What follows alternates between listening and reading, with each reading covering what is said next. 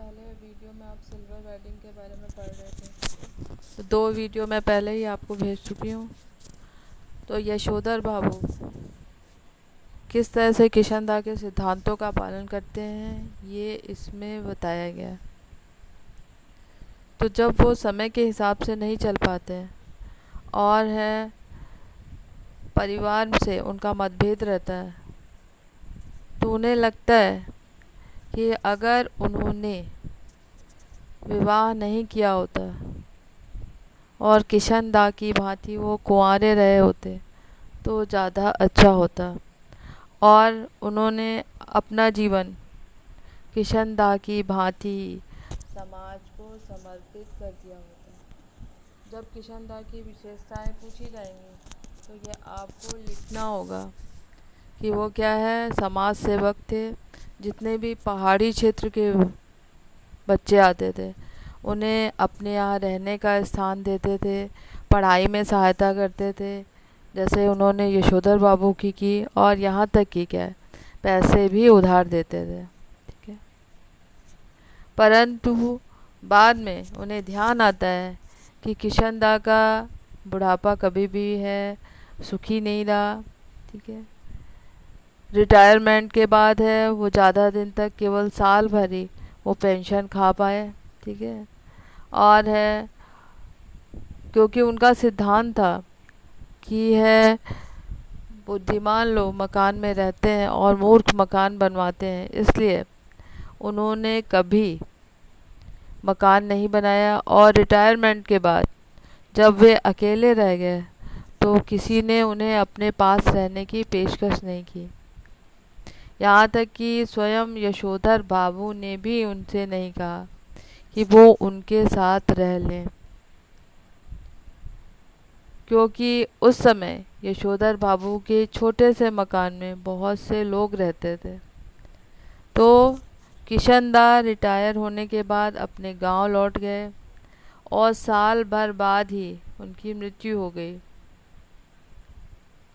कोई उन्हें बीमारी नहीं हुई थी, और जब उनके रिश्तेदारों से पूछा तो उन्होंने कहा कि क्या क्या है, जो हुआ होगा सा, यानी कि उन्हें नहीं मालूम कि वो अकेलेपन से किस तरह से उनकी मृत्यु हुई।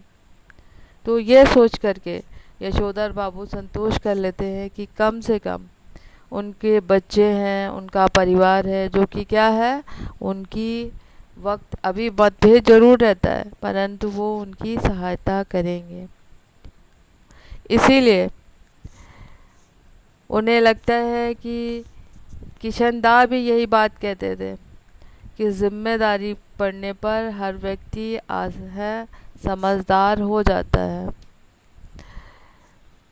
इस तरह से क्या है, यशोधर बाबू क्या है, द्वंद्वात्मक स्थिति में रहते हैं। एक तरफ उन्हें लगता है कि जब मतभेद होता है कि वो कुंवारे रहे होते, और दूसरी तरफ उन्हें लगता है कि क्या है कि वो है उन्होंने विवाह किया है, बच्चे हैं, परिवार है, तो वक्त पर उनकी सहायता करें।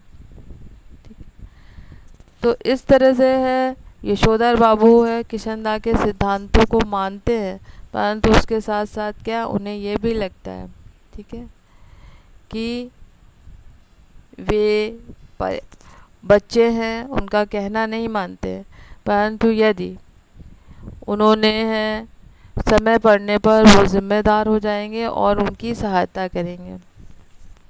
साथ ही साथ उन्हें लगता है कि उनके दुनियादारी में उनके बीवी और बच्चे उनसे और अधिक सुलझे हुए हैं, क्योंकि अगर बच्चे कहते हैं कि और पत्नी कहती है कि मकान ले लिया होता, परंतु किशन दा के कहने के सिद्धांतों पर चलने के कारण उन्होंने मकान नहीं लिया। ठीक है, और जहाँ वो रहते थे वहाँ पर जितने भी मकान तोड़ दिए गए तो उनका भी मकान तोड़ दिया गया, तो बचे हुए एक मकान में उन्होंने क्या है अब रहना आरंभ कर दिया।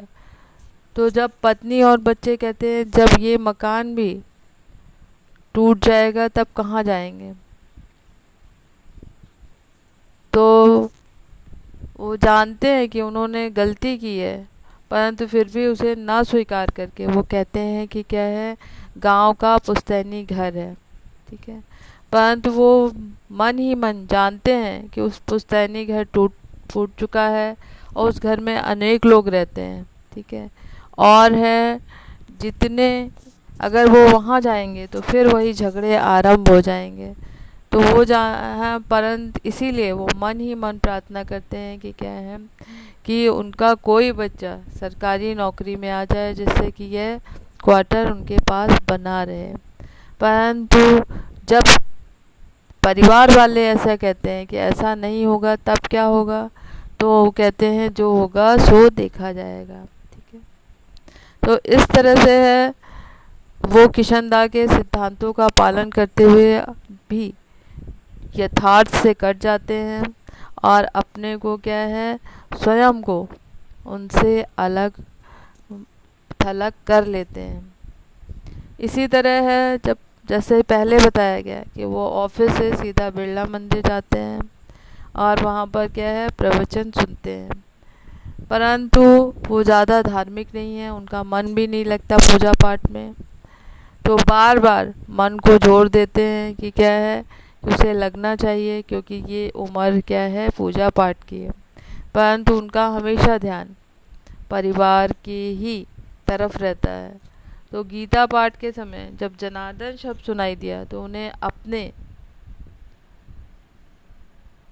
अपने हैं परिवार के जनार्दन की याद आई, जिसकी चिट्ठी आई थी कि वो बीमार है।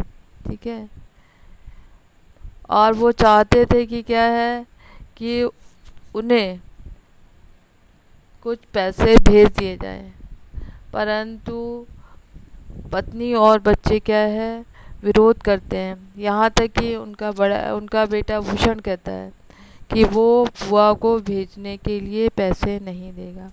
इस तरह से ये बताया गया है कि जो पुरानी पीढ़ी है वो संयुक्त परिवार को मानती है, अपने परिवार के सुख दुख में शामिल होती है, उसकी हमेशा सहायता करने के लिए तैयार रहती है।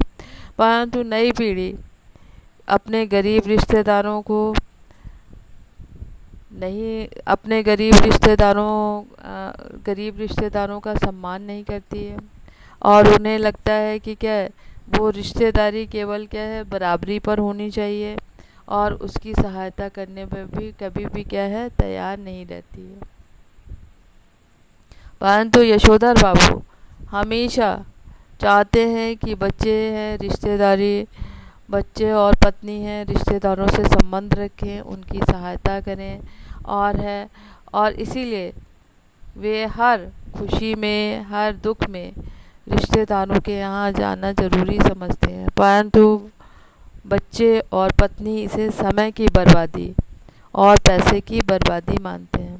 ठीक है, तो इस तरह से यशोधर बाबू और नई पीढ़ी या उनके परिवार में मतभेद रहता है। तो यशोधर बाबू की जब विशेषता है कि तो ये भी लिखना है आपको कि है वो हमेशा ही अपने परिवार को महत्व देते हैं और जब आवश्यकता पड़ने पर उनकी सहायता करते हैं, उनकी खुशी और गम में शामिल होते हैं। परंतु उनकी जो नई पीढ़ी है, उनके बच्चे हैं, वो गरीब रिश्तेदारों से संबंध नहीं रखना चाहते हैं और हैं उनकी सुख दुख में शामिल भी नहीं होना चाहते हैं। इसे वो वक्त और समय की बर्बादी समझते हैं। यशोधर बाबू